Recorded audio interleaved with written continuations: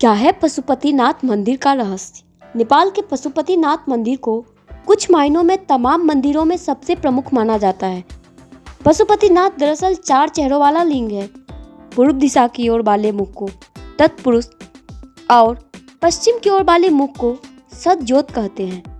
उत्तर दिशा की ओर देख रहा मुख वामदेव है, तो दक्षिण दिशा वाले मुख को अघोरा कहते हैं। ये चारों चेहरे तंत्र विद्या के 4 बुनियादी सिद्धांत हैं। कुछ लोग ये भी मानते हैं कि चारों वेदों के बुनियादी सिद्धांत भी यहीं से निकले हैं। माना जाता है कि यह लिंग वेद लिखे जाने से पहले ही स्थापित हो गया था और इससे कई पौराणिक कहानियां भी जुड़ी हुई है। इनमें से एक कहानी इस तरह है।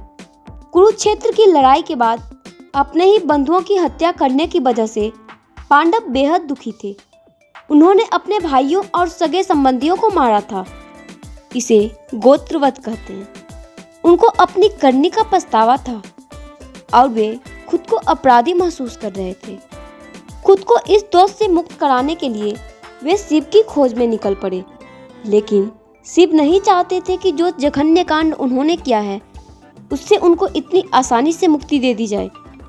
इसलिए पांडवों को अपने पास देखकर उन्होंने एक बैल का रूप धारण कर लिया और वहां से भागने की कोशिश करने लगे। लेकिन पांडवों को उनके भेद का पता चल गया और वे उनका पीछा करके उनको पकड़ने की कोशिश में लग गए। इस भागा दौड़ी के दौरान शिव जमीन में लुप्त हो गए और जब वो पुनः अवतरित हुए तो उनके शरीर के टुकड़े अलग अलग जगहों पर बिखर गए। नेपाल के पशुपतिनाथ में उनका मस्तक गिरा था और तभी इस मंदिर को तमाम मंदिरों में सबसे खास माना जाता था। केदारनाथ में बैल का कुंवर गिरा था। बैल के आगे की 2 टांगे तुंगनाथ में गिरी। यह जगह केदारनाथ के रास्ते में पड़ता है। बैल का नाभि वाला हिस्सा हिमालय के भारतीय इलाके में गिरा। इस जगह को मध्य महेश्वर कहा जाता है। यह एक बहुत ही शक्तिशाली मणिपूरक लिंग है।